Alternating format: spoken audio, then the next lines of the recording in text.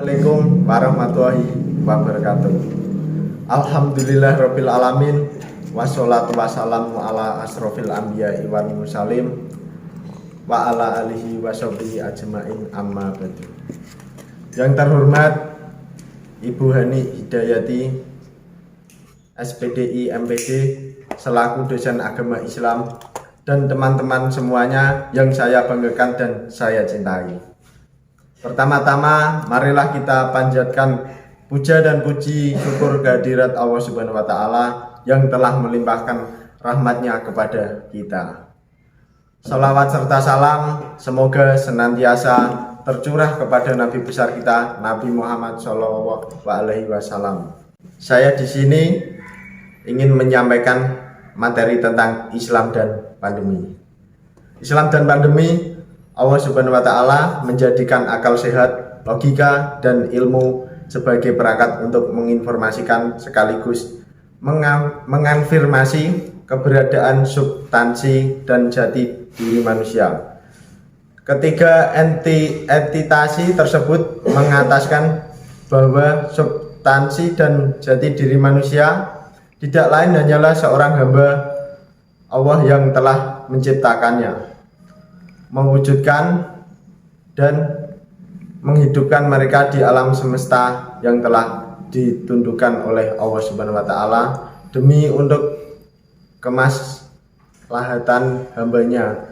Awal dan akhir manusia adalah dari dan kembali kepadanya. Kenyataan inilah yang harus disadari oleh setiap manusia. Ketika akal sehat, logika, dan ilmu menjadikan manusia menyadari akan substansi dan jati dirinya sebagai hamba Allah Subhanahu wa Ta'ala secara kodrat dan pasti, maka tentunya manusia harus menyadari kehambaan dirinya kepada Allah Subhanahu wa Ta'ala secara perilaku dan dedikasi. Artinya, jika Allah telah menjadikan manusia sebagai hambanya secara kodrat dan pasti, maka setiap perilaku dan dedikasi manusia harus selaras dan mencerminkan kodratnya sebagai hamba Allah. Penampilan yang paling jelas nampak dari kehambaan manusia kepada Allah Subhanahu wa Ta'ala adalah berdoa, meminta kepada Allah dan penuh kerendahan hati dan bersimpuh di hadapannya sebagaimana sabda baginda Nabi Muhammad SAW.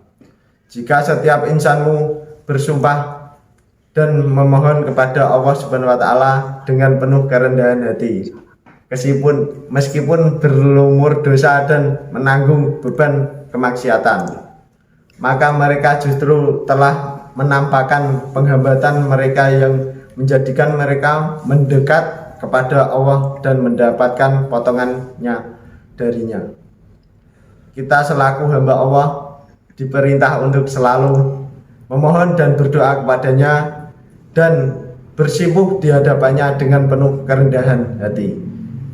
Sejatinya kita selalu butuh untuk selalu mengadakan kedua tangan kita memohon kepadanya, karena kita sebagai hamba Allah yang tidak akan bisa lepas dari salah.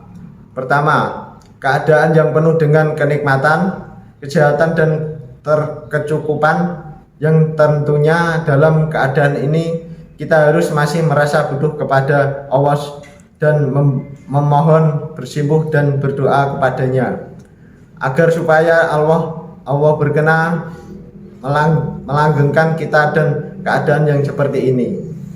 Kedua, keadaan yang penuh dengan kepayahan, derita, ujian, cobaan, dan malapetaka, yang tentunya dalam keadaan seperti ini kita harus lebih merasa butuh kepada Allah dengan memohon, bersimpuh, dan berdoa kepadanya agar Allah berkenan mengeluarkan dari keadaan yang seperti ini.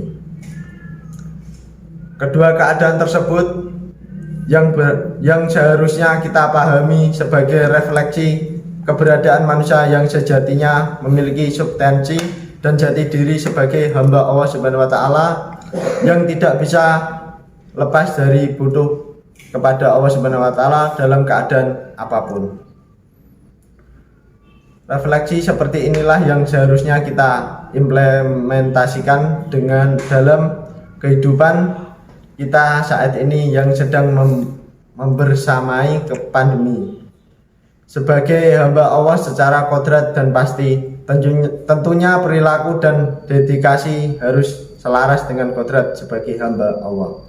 Perilaku dan dedikasi yang selaras dengan kodrat sebagai hamba diantaranya adalah mengalkan sifat sombong dan angkuh dalam diri, tidak merasa mampu berdiri sendiri tanpa adil sesama dan tanpa peran Allah yang Maha Kuasa. Demikian juga secara kodrat manusia diciptakan oleh Allah sebagai makhluk sosial yang tidak akan bisa survive dalam menjalankan kehidupan ini tanpa melibatkan sosok orang lain di luar dirinya. Disinilah kemudian saling peduli antar sesama menemukan urgensinya di tengah-tengah kehidupan manusia. Dalam situasi pandemi seperti ini, kita harus peduli dengan kesehatan diri sendiri dan kesehatan orang lain. Jangan sampai justru kita menjadi penyebab penularan yang menyebabkan orang lain terancam kesehatannya. Jika ada yang sakit terjangkit COVID, maka itu jangan dipandang sebagai aib. Cukup sekian dari saya. Bila ada kata atau tingkah laku yang tidak menyenangkan, mohon dimaafkan. Assalamualaikum warahmatullahi wabarakatuh.